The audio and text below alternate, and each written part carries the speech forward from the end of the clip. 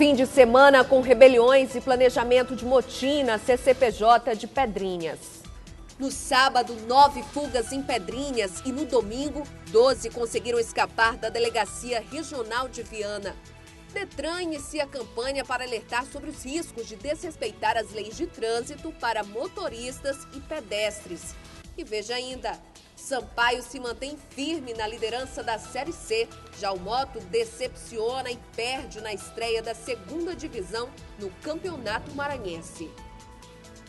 O Guarani News começa agora.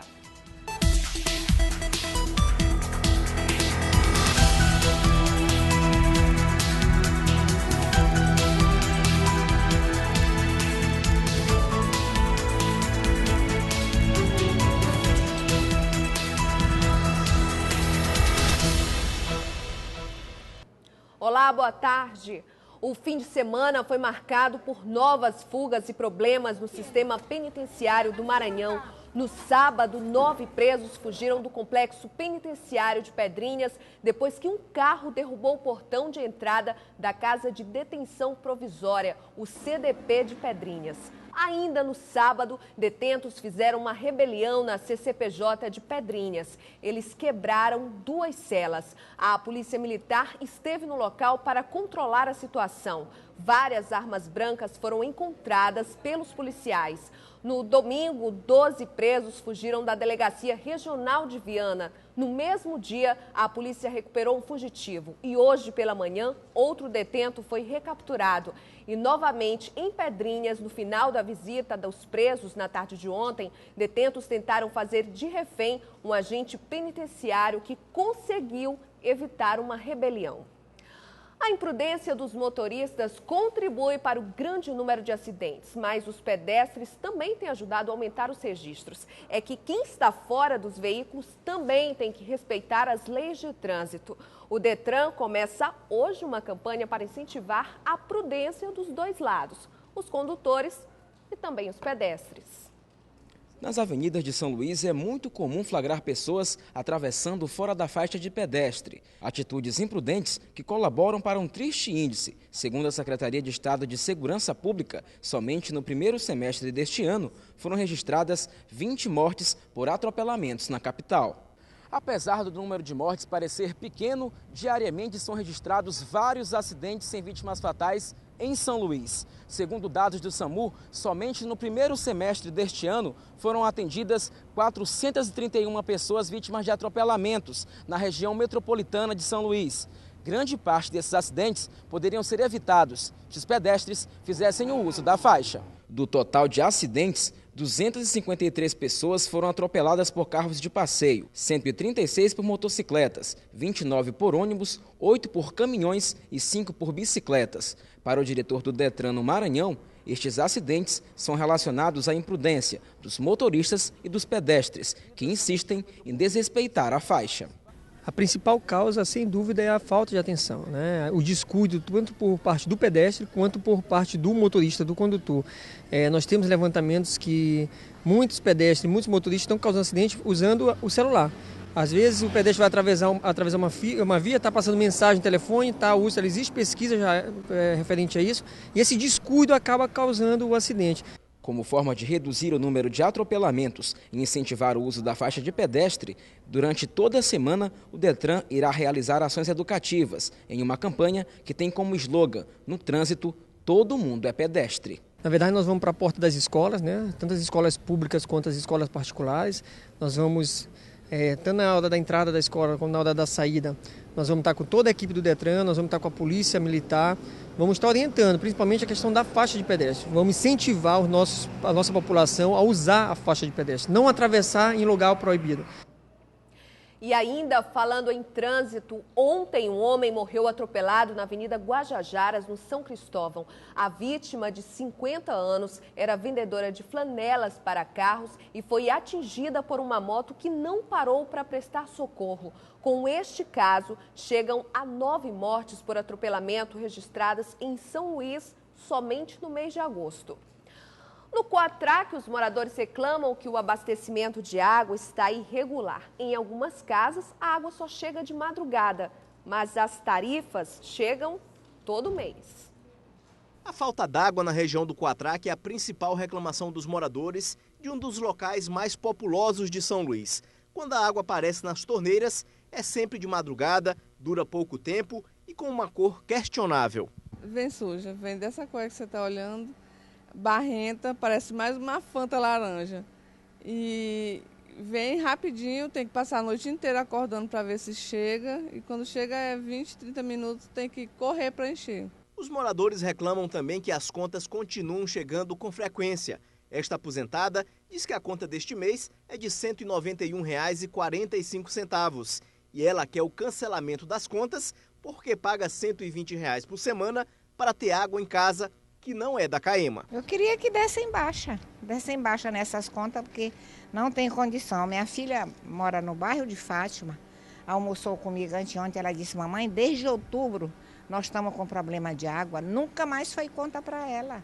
Além dos moradores que denunciam que estão há mais de 30 dias sem água nas torneiras, os comerciantes também reclamam dos prejuízos e recorrem aos carros-pipas que cobram em média R$ 100 por uma carga em cada estabelecimento.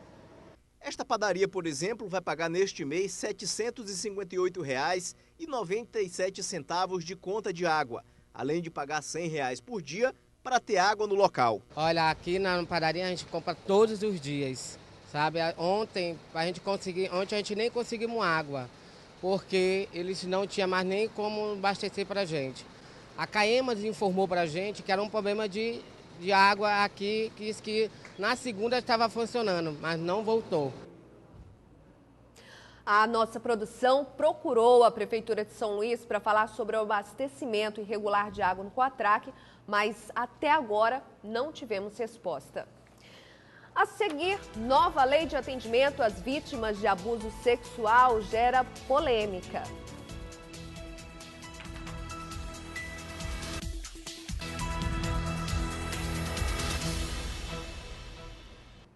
A Câmara de Vereadores realizou hoje uma sessão solene pelo início das atividades do segundo semestre.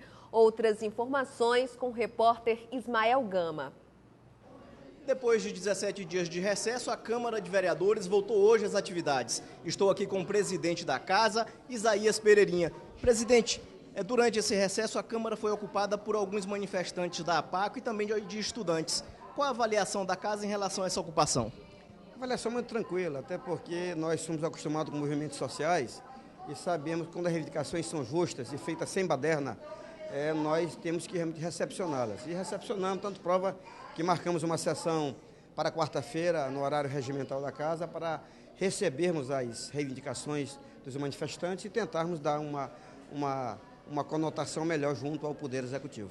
Vereador, presidente, uma das metas da Câmara de Vereadores nesse semestre é a construção da sede. Como é que anda esse projeto? Anda adiantado. Nós já conseguimos a doação da área que nos foi feita pela Prefeitura de São Luís, já foi sancionada pelo prefeito.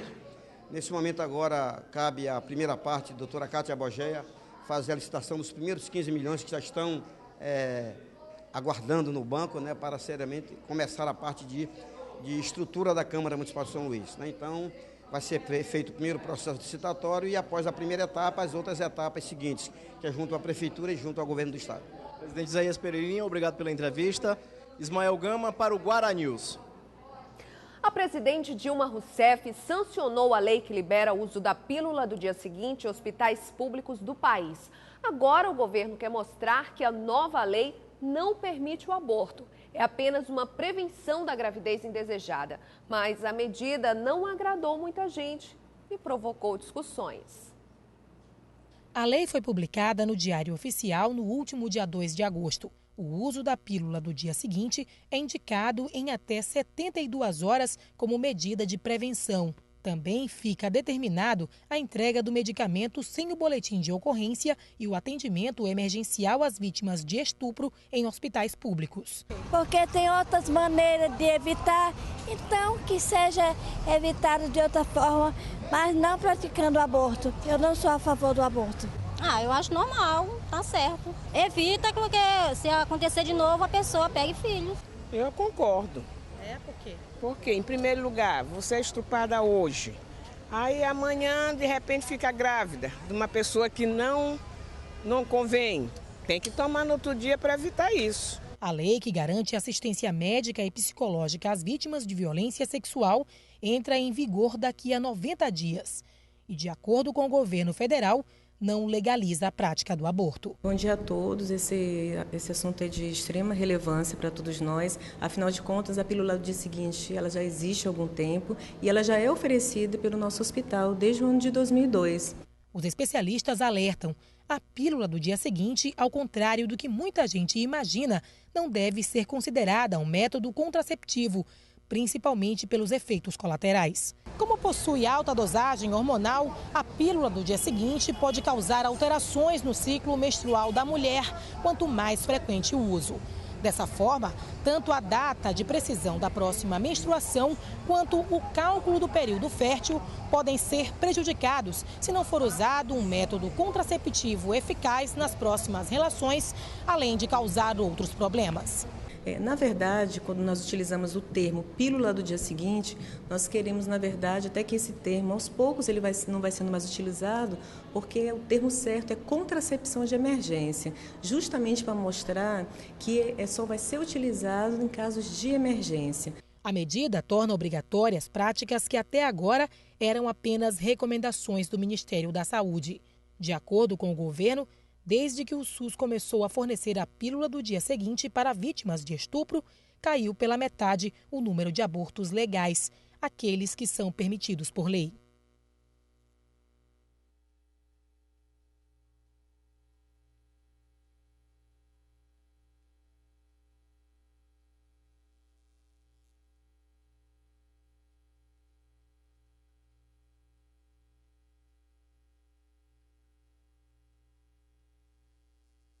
A ideia partiu de 6 mulheres que fazem parte da Associação Comunitária dos Moradores da Jussara, na Raposa. Depois de uma capacitação realizada pelo SEBRAE, as mulheres da comunidade resolveram utilizar as escamas de alguns peixes para produzir acessórios femininos. As artesãs estão há 2 meses confeccionando colares, brincos e pulseiras, utilizando o que antes era descartado pela comunidade. É uma coisa que surgiu assim de repente, né? A gente não sabia o que fazer com as escamas e jogava fora, não sabendo que a gente fazia coisas boas com ela, peças bonitas e raras. As artesãs utilizam escamas de camurupim e pescada amarela para confeccionar as peças, mas para chegar a esse resultado, um tratamento é feito com as escamas para não ficar com um cheiro forte de peixe. A preocupação é isso, é não deixar com cheiro, porque quando você prepara a peça que leva ao consumidor, principalmente o turista, ele vai chegar, vai puxar a peça, vai cheirar, o primeiro dele é cheirar, né? Então a nossa preocupação é não deixar a escama com cheiro. Cada peça demora de 20 a 50 minutos para ser confeccionada em diferentes formas. Estrelas e corações são as que ganharam a preferência das artesãs. O preço varia de R$ 5,00 para os brincos e pode chegar a R$ 30,00 para os colares. E foi com artesanato que a confeiteira Francinete Martins aproveitou a oportunidade para ganhar uma renda extra com a comercialização das peças. Dá uma renda melhor, né? Porque nós podemos fazer em porções maiores e hoje em dia as mulheres se enfeitam bastante, não tem uma vantagem, né, trabalhar com a escama. Mesmo com pouco tempo de trabalho, o público feminino da Raposa tem aprovado o resultado feito com as escamas de peixe. Progredir mais ainda, que as pessoas vejam o nosso trabalho, vejam a nossa luta pelo nosso bairro e esperamos que apareça mais oportunidades.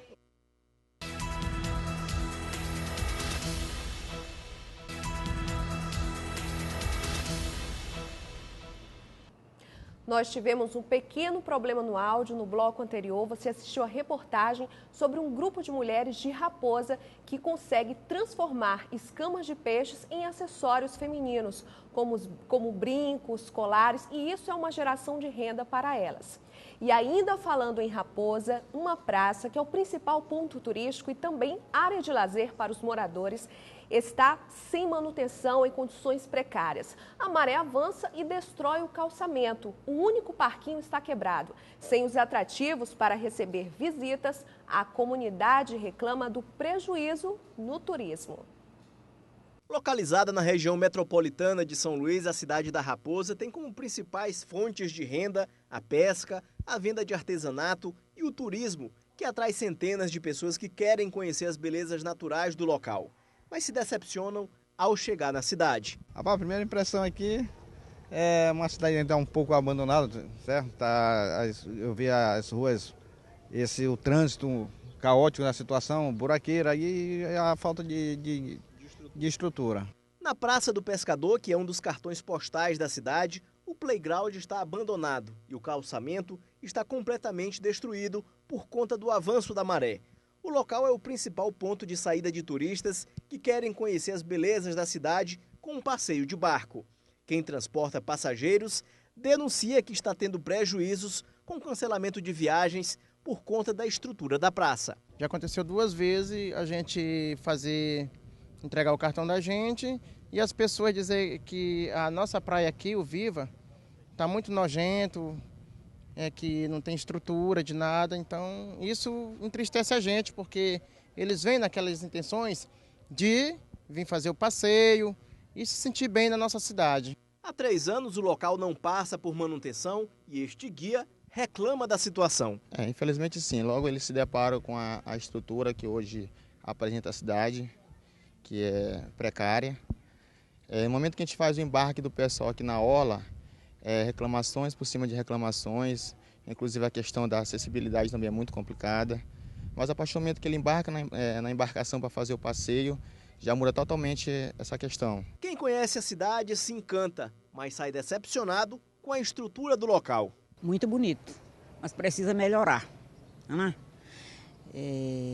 Uma vista realmente linda, mas tem tudo para melhorar. Em nota, a Prefeitura de Raposa informou que uma equipe técnica do governo do estado esteve com os técnicos da Prefeitura também no local, onde discutiram melhorias para a Praça do Pescador. E agora aguardam o início das obras de reforma do local. Uma pesquisa que começou há cerca de 3 anos concluiu que mais da metade dos casarões tombados pelo IPHAN deixaram de ser residenciais e funcionando como prédios públicos ou comerciais, os cuidados com a conservação devem ser bem maiores. O arquiteto e urbanista Alex Oliveira é do estado da Paraíba, mas há 18 anos mora no Maranhão. E desde esse tempo ele estuda a realidade do Centro Histórico de São Luís. Em 2010, Alex começou a pesquisar a estrutura física e arquitetônica de mais de 300 casarões espalhados em 5 regiões, entre elas a Praia Grande, Desterro e próximo ao Convento das Mercês. Olha, nosso objetivo com a pesquisa sobre o monitoramento do processo de preservação é articular não só a avaliação da conservação dos imóveis, mas o uso desses imóveis pela população. O resultado da pesquisa ele já nos mostrou várias questões que precisam ter uma melhor reflexão por parte do poder público e dos órgãos de planejamento da gestão do Centro Histórico. Em São Luís, mais de 60% dos prédios tombados pelo IPHAN já não são mais residenciais. A maioria deles se transformou em lojas ou em repartições públicas. Nesse prédio, por exemplo, funciona hoje a Universidade Virtual do Maranhão. Nesse outro, uma agência da Caixa Econômica.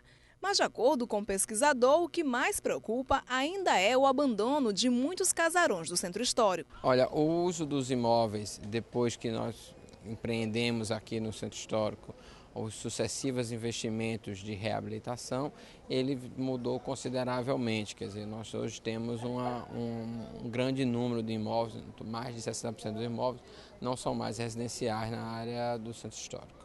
Para a superintendente de Patrimônio Histórico do Maranhão, quando um prédio tombado é ocupado por administrações públicas ou comércio, os cuidados com a conservação se tornam maiores. A partir do momento que a pessoa tem interesse em adquirir um imóvel para servir como comércio ou as esferas municipal, estadual e federal para implantar os seus órgãos, é muito melhor porque existe a preocupação no cuidado, porque ele está tendo um uso.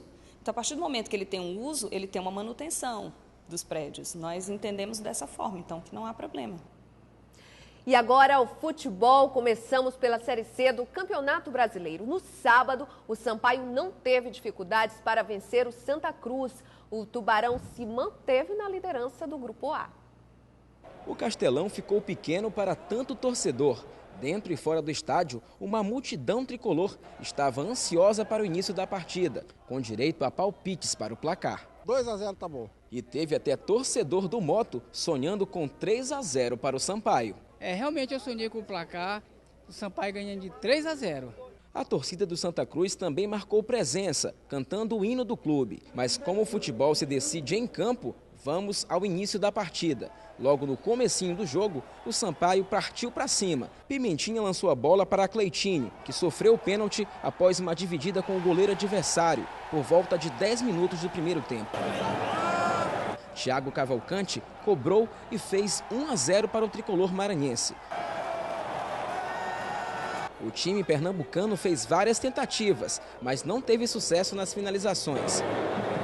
Neste lance, Pimentinha saiu driblando 2 zagueiros e foi derrubado na grande área. Lance para cartão e novamente penalidade máxima. Mais uma vez, Thiago Cavalcante cobrou e aumentou o placar para 2-0. O grupo de torcedores do Santa Cruz foi expulso pela tropa de choque, após ter iniciado uma confusão com os torcedores do Sampaio. Confusões à parte, o segundo tempo começou com o Sampaio indo para cima, com direito a vários lances de Pimentinha, embalados pelas ondas calorosas da torcida tricolor. E após muitos passes de bola e algumas poucas oportunidades do Santa Cruz, o Sampaio marcou mais um, com Eloir, no finalzinho do segundo tempo. Final de jogo, Sampaio 3, Santa Cruz 0. Com a vitória, o Sampaio põe fim a um jejum de quase 40 anos, que gira em torno de 4 partidas, 2 empates e 2 vitórias para o time do Santa Cruz. Além disso, o time do Sampaio continua sendo o líder do Grupo A da Série C do Campeonato Brasileiro, para delírio da torcida. Opa, o sonho do seu Fernando virou realidade e o torcedor rubro-negro deu sorte para o tricolor. Realmente eu sonhei com o placar, o Sampaio ganhando de 3-0.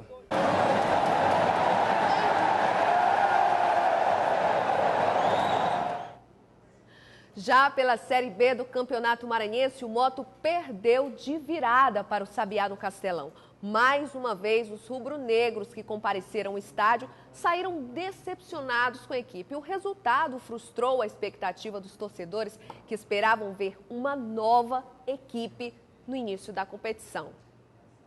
Recomeço, essa era a palavra de ordem no Motoclube. Depois de 2 rebaixamentos, o Papão do Norte passou por uma reconstrução e apostava em uma vitória na estreia da Série B do Campeonato Maranhense para largar com moral na competição e assim voltar a ser protagonista no futebol maranhense. O cenário estava preparado. O antigo e tradicional Castelão de tantas glórias foi pintado de vermelho e preto. Balões davam colorido ao rubro-negro e no campo a equipe dava indícios de que o torcedor iria vestir a camisa novamente e com orgulho. Clichê ou não, o primeiro gol foi marcado pelo ídolo Kleber Pereira, que correu em direção à arquibancada como se dissesse: o Papão voltou. Mas a história recente do Moto não permite comemorações antes do tempo. E a prova veio em seguida, com o empate do Sabiá, com o típico gol que representa a falta de entrosamento e o momento ruim. Gol contra de Alisson. O segundo tempo veio e logo no início banho de água fria. Falta para o Sabiá e Mangaia cobrou com perfeição no ângulo do goleiro Alberto do Moto. O gol da virada deixou o jogo tenso. A torcida, que antes apoiava, começou a vaiar. Em uma entrada dura, Ivan do Sabiá foi expulso. Mesmo com 1 a mais, o Moto não teve forças para empatar a partida. E como dissemos logo no início da reportagem, que este jogo representava um recomeço, ao final o sentimento é que será preciso muito, mas muito trabalho para que o roteiro do Moto na Série B seja diferente do presente atual da equipe, de drama e decepções. Tem que melhorar muito, a gente tem que ter mais movimentação, mais o querer maior. Então nós temos certeza que na próxima partida vai ser bem melhor que hoje. E a gente espera. E a gente fica por aqui. Outras notícias no Maranhão acontecem às 7 da noite, também no site tvguará.com. Um excelente início de semana para você. Eu te espero amanhã.